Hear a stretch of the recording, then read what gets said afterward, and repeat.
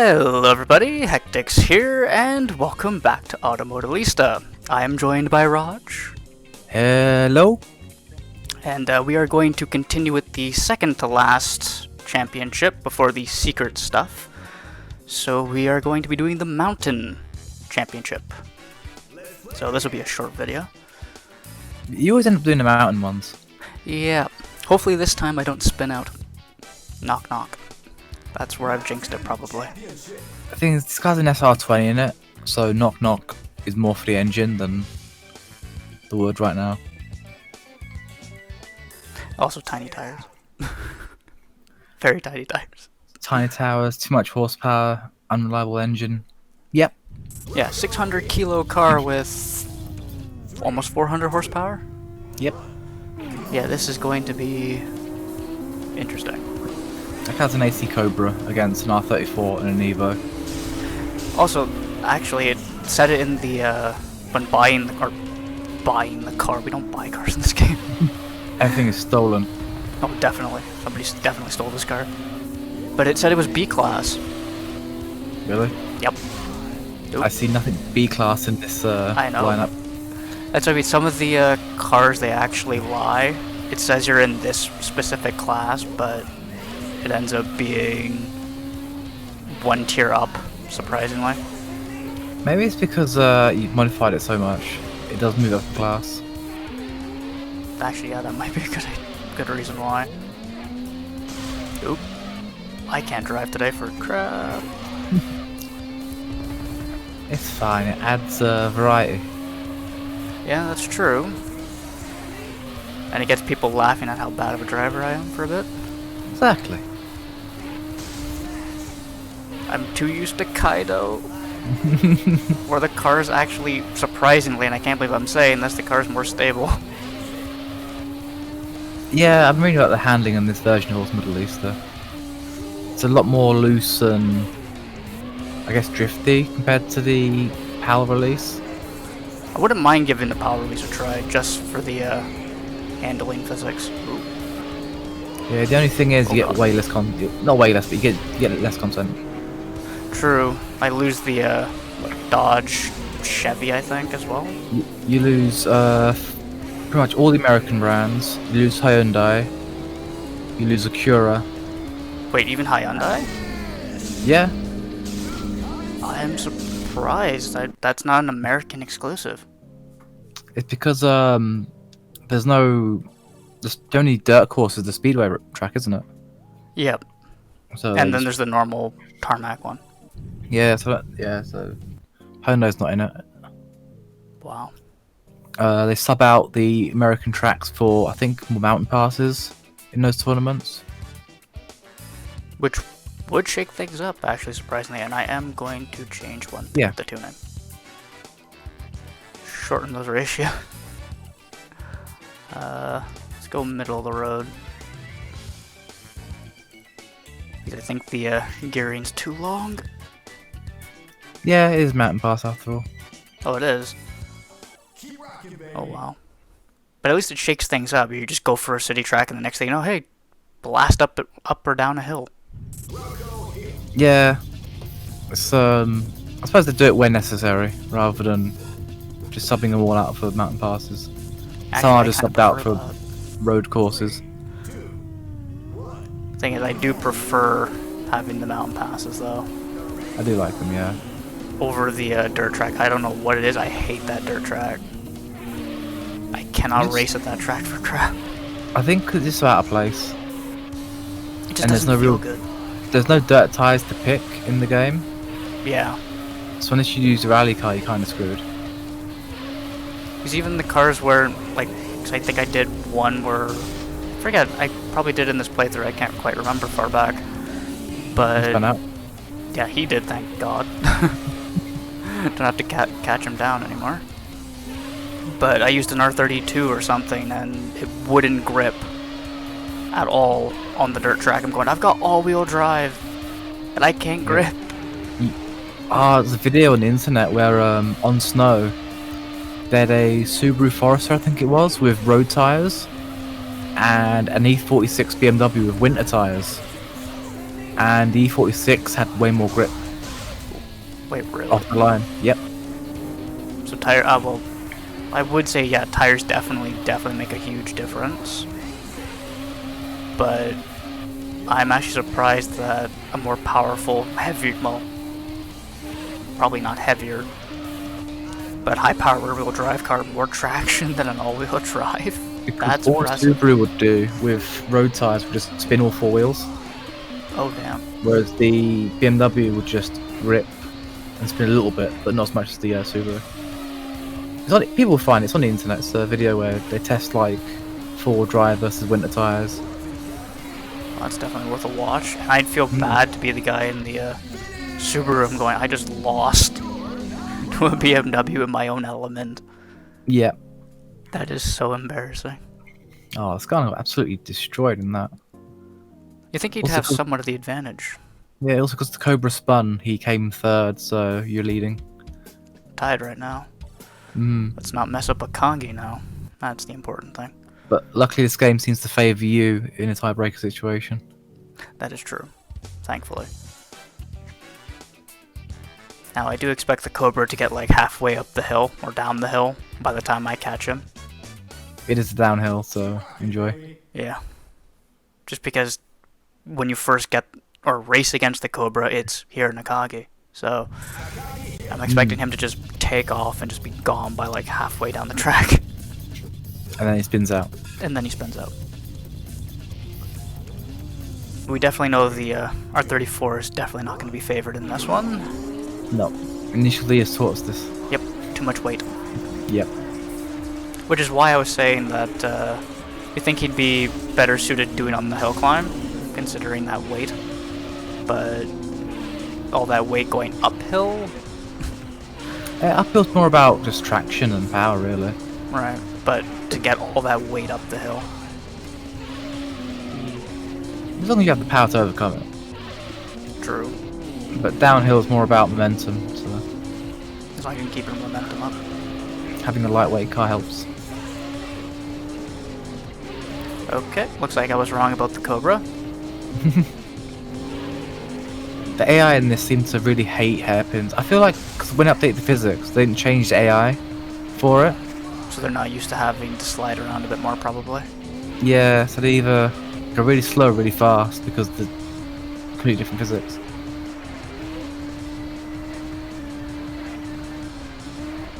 Oh god. It's HectiX section. A HectiX section, if you will. Yep. It's getting very hectic in here. With me trying to control this Tommy Kyra. We're getting hectic with HectiX. I am surprised. No, I can't say that. I know as soon as I say it, it's gonna happen. Yep. So I'm not gonna say it. Say it on the next straight. I'll say it on the next straight, definitely. Okay, I'm surprised I haven't spun out yet. Right, you got like 6 hairpins to go.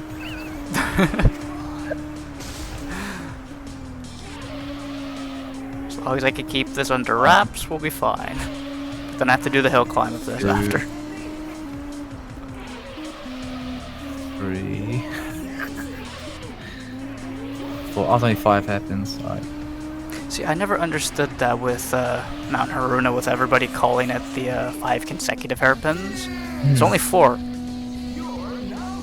Oh, so in Haruna, it's 4, but in Akina, they've changed to 5. Changed to 5. Yeah, because some people still say the 5 consecutive hairpins even in real life, but there's only 4.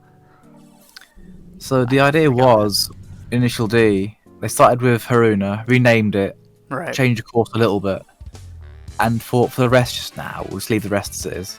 'Cause I think they did that originally because either it was, as weird as it's going to sound, copyright, which would make sense. I believe it was something like they didn't want to use real world locations because people would be doing it themselves. Or that, yeah. And if you do watch First Stage, they're mostly at Akina anyway. Yeah, outside of Usui and... yeah. Yeah, so I don't really go, like maybe like 1 or 2 episodes for each other course in the area. It's mostly at Most all down Akina, so. But then after that, I thought, nah, screw it. We'll have the home track renamed and redesigned, but everything else can just be as is. Because by that point, everyone's already doing it.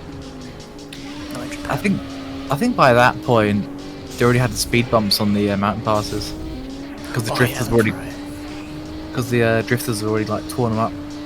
I thought, now we'll stop them by putting speed bumps, which hasn't stopped at all. Oh yeah, because now they do that like, hey, let's get a little bit of airtime before going into a drift and be extra cool. It's like in Australia, they've got this like anti-hoon surface now on some roads. So what's it supposed to do? It's more sort of abrasive, so it just ruins your tyre quicker. Oh. But they've done all that, spent all that money on anti-hoon surfaces, only for hoons to enjoy it more, because it means they can go through burners faster. Yeah. I also find that would suck for people that don't, because if you drive through that section as like a daily driver, you're just going to work kind of thing, you just kill your tires more and you have to pay more for tires and you're not even hooning. I'm not sure if it affects non-hooning, to be honest. I think it's more if you just like you're slipping wheels too much. It's like almost like driving on sandpaper, but if you're just like driving normally, it shouldn't do anything. Because I figured that would just be abrasive in general. It's like it doesn't matter if you're not being an idiot, your tires are gonna suffer a bit for it. The best way to like simulate it is get a bit of sandpaper and like drive a Hot Wheels across it, and then look at the wheels in your Hot Wheels. They might be a little bit scuffed, but like not that much. Yeah. But then if you can somehow spin a Hot Wheels wheel on the sandpaper on the spot, you'll notice it start sanding away. Yeah. I've hit plenty of walls I haven't spun out though. And that's the last hairpin, so I can say that. Yay! I mean, it's a well-balanced car. Surprisingly, yes. When you're not driving like a complete moron. Yeah. Which I tend to do quite often. And oh wow, the Cobra actually did come second. I was expecting him third. I thought he would spin out again. Everyone did not finish. I feel bad for the Skyline, but... Yeah, he's not having a good time at all. I would take that over the Evo, but... this is a mountain pass. Yeah, and Lanevo is king of the mountain pass. That is true. It's a shame you can't get a monster sticker to put on in this game. I guess if you make one in the editor. You can't paste on the window, but... Caspita. I have no idea what that is. I'd have to look. We got a retro oil can. And a giant trophy, but there we go. We only have the final championship to do. That's going to be an absolute slog, isn't it? Yep. Have fun, Raj. All 7 races. God. It's going to be, what, 30 minutes? Probably. Depends what race. I think one Suzuka at least. I know that much. Yeah, Suzuka, minute 10, minute 20. Maybe a minute 30 if you're unlucky, depending on what you're driving. Yeah, see what car I pick. And probably for the... What's the Caspita though? I do not that's know. what Caspita is. We can quickly go through that, why not, since this is a short video, so... change cars, we will put this in... Oop! I did not want that button. Anyway. Oh no. It won't let me go back, will it? Okay, yes it will. Perfect. It will do, yeah. I just didn't want to not have the car, because I hit the button and it just didn't count it. Our first loss of car. Yeah, I'd rather not. Poor Tomaz. I'm guessing it's like a Mitsuoka, maybe. I think there's only one Mitsuoka in this game, yeah. Ah, the Orochi. It's not a shell, and it won't be this. What? It is. Oh, it is. Okay, I'm gonna have to look this up. Because I actually was just talking to you about this. I thought that was the P2 variant of this Dome Zero. I'm gonna have to look this car up, because I didn't think this would be a Dome. It's got some horsepower, though. Yeah, it's got some punch. Definitely. Who knows? Maybe we'll use this or the Mitsuoka for the last video. Or the last championship. Before I start the inevitable long grind that is to unlock the Hidden 3. But there we go. I'm actually quite surprised that that's a dome car, apparently. Yeah, I thought it was like one of the other domes, like Dome Zeros. Considering they only made the Zero P2, and that was it, I do believe, according to the wiki. They're only really known for those two, yeah, and all the race cars they do. Race cars. But yeah, they're like what's the class even called? They look like prototype LMP cars, but they're not that level. Oh, okay. They're, you know, like the old, like, I guess Lolas, maybe. The open seat Lolas. I don't know. Like, the name sounds familiar, but I don't remember. I can't think of what class would have been in, like GT. GT300 or GT500?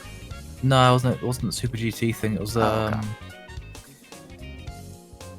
Well, you know the LMS, like, you know, the R8 LMS, Yes. like that kind of level. Oh, really? But it was like prototypes for that level. They're really so. light, not that powerful, but they're really, really light. So it's basically like taking a Caterham around there. Not much power, but it's so incredibly light.